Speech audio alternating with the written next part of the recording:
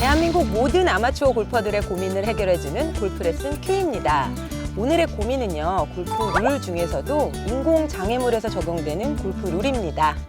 자, 라운드 시 발생할 수 있는 카트길 위에 공이 놓여져 있을 때 이 공을 왼쪽에 드랍할까 오른쪽에 드랍할까 분쟁이 굉장히 많죠? 저희가 확실하게 해결해 드리도록 하겠습니다. 오늘의 고민 인공장애물에서의 구제법. 죽은 줄 알았던 공이 살아 돌아왔을 때의 그 기쁨. 하지만 기쁨도 잠시. 카트길에서 방긋 웃고 있는 내 공은 나를 갈등하게 만든다. 드롭하는 위치를 놓고 친구와 얼굴을 붉혀야 하는 상황. 룰 공부를 해서 정말이지 웃으면서 즐겁게 라운드하고 싶다. 주신 언플레이어블 상황에서는 어떻게 해야 하는 건가요? 사실 저도 가끔씩 전화를 받아요. 플레이 하시다가 지인분들이 이게 룰이 어떻게 되는 거냐라는 전화 종종 주시긴 하는데 많은 분들이 고민을 가지고 계실 것 같습니다. 그렇습니다. 지금부터 저희와 함께 인공장애물에서 적용되는 룰에 대해서 살펴보시죠.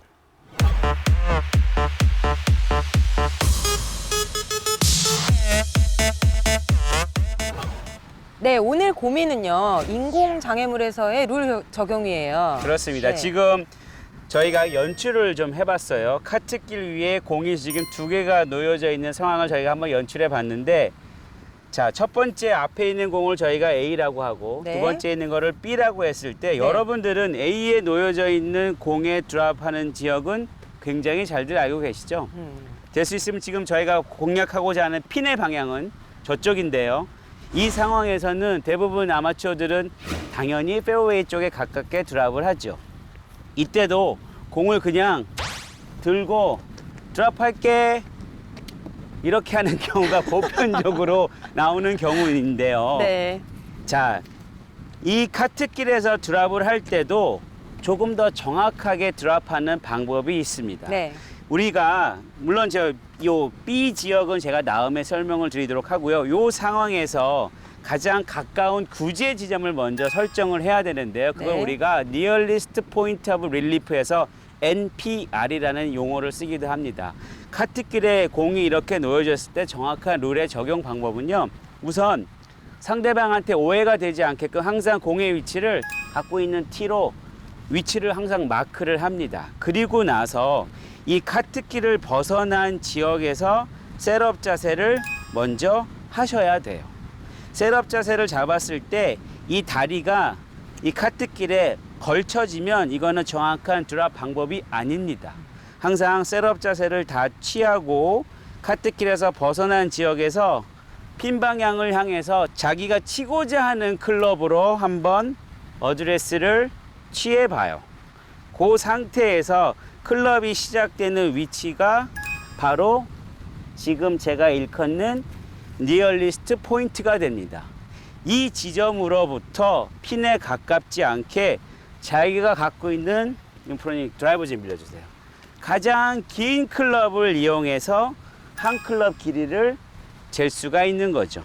이때 여기다 다시 T 마커를 꽂으면 공이 있는 지점에서부터 보통 한 클럽이라고 알고들 계시는데 어떻게 보면 니얼리스트 포인트를 잡고 그 지점에서 한 클럽이니까 훨씬 더 많은 지역을 앞으로 갈 수가 있는 거예요.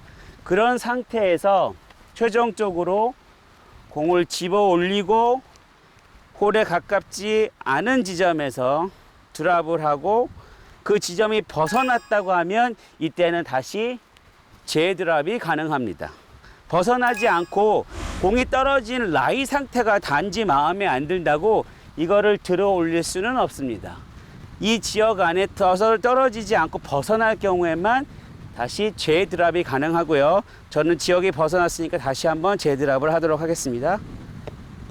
자, 이 상황도 마찬가지로 제 스탠스가 다시 카트에 걸리는 거니까 마지막으로 떨어진 지점이 요 지점에서 요 지점에 공을 플레이스를 하겠습니다. 요 지점에서 카트길에 구제를 받은 상황이 됐고 요 지점에서 샷을 진행하면 됩니다. 자, 그러면 아까 저희가 A 지점이라고 말했던 요 지점에 니얼리스트 포인트는 이 지점이 되는데요. 지금 윤소원 프로 앞에 있는 지점은 니얼리스트 포인트가 어딜까요? 윤프로님은 어딜까요? 여기겠죠? 그렇겠죠. 네. 여기가 더 가까운 지역이 되는 거고 여기서부터 여기는 너무 많이 멀어졌기 때문에 카트길에 놓여져 있는 지점으로부터 가장 가까운 구제 지점을 정하는 게 첫 번째입니다. 한번 어드레스를 한번 해보세요.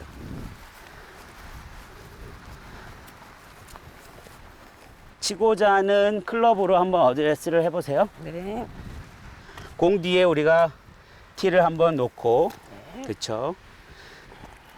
치고자 하는 클럽으로 한번 어드레스를 한번 해보고요. 네. 자, 카트길이 다 벗어난 지역입니다. 네. 자, 요 지점에서 다시 티를 꽂고요. 자, 그 지점으로부터 가장 긴 클럽을 이용해서 홀에 가깝지 않게, 그렇죠, 하고 다시 또 티를 꽂으세요. 그리고 들어올린 공으로 요 사이에 정확한 방법으로 드랍을 해주세요. 됐습니다. 이 볼은 이제 구제를 받았고 네. 인플레이 상황이 됩니다. 다 네. 티를 다 수거하시고 몇 번을 드릴까요?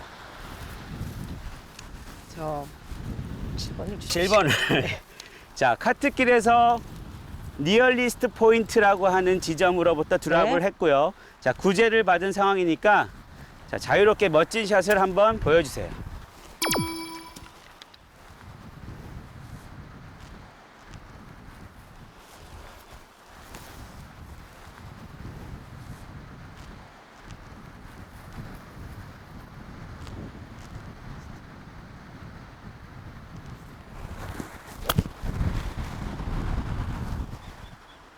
오, 나이스 샷. 구제를 정확히 받다 네. 보니까 샷의 결과도 되게 좋은 것 같은데요. 네. 자, 이렇게 장애물에 공이 놓여졌을 때는 무조건 드랍을 하려고 하지 마시고요.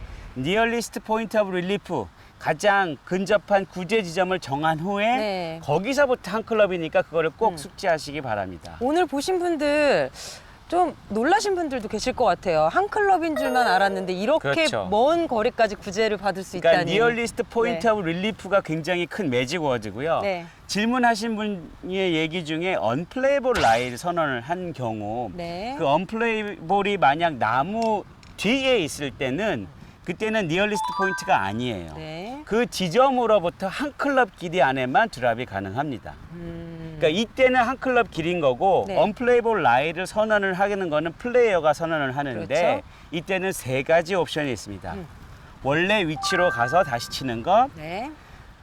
공을 언플레이볼 라이를 선언한 지점으로부터 핀을 연장한 직후 방선상의 거리에 상관없이 드랍하는 것. 세 번째는 공을 언플레이볼 라이를 선언한 지점으로부터 핀에 가깝지 않게 두 클럽 길이를 벗어나서 거기서 드랍을 하면 돼요.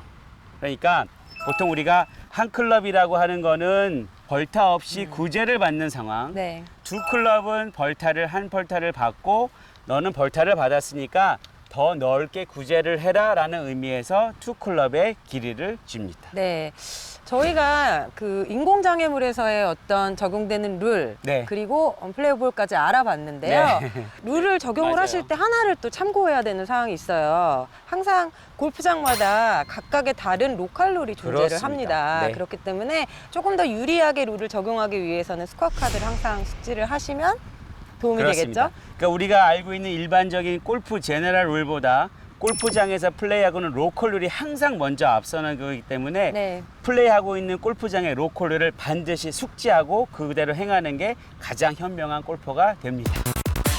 인공장애물 구제 방법. 먼저 공이 있는 곳에 마크를 한다.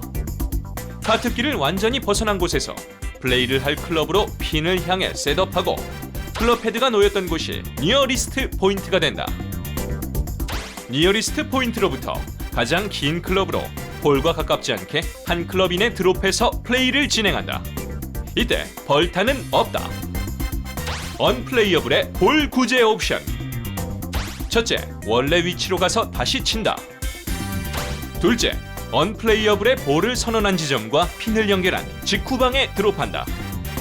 셋째, 언플레이어블의 볼을 선언한 지점에서 핀과 가깝지 않게 두 클럽을 벗어나서 드롭한다.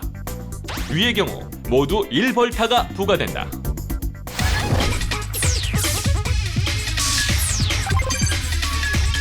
네, 오늘 내용을 참고하셔서 앞으로도 골프 즐기실 때 조금 더 유리한 룰을 적용하시기 바랍니다. 골프 레슨 큐, 저희는 다음 시간에 다시 찾아뵙겠습니다.